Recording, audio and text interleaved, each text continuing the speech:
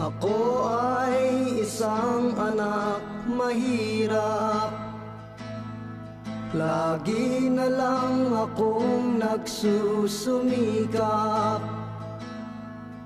Ang buhay ko'y walang sigla, puro na lang dusa.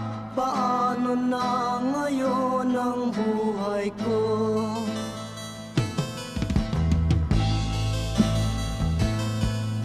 Sa akin ay walang tumatanggap,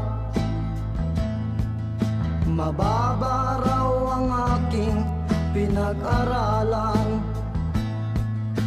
Grade 1 lang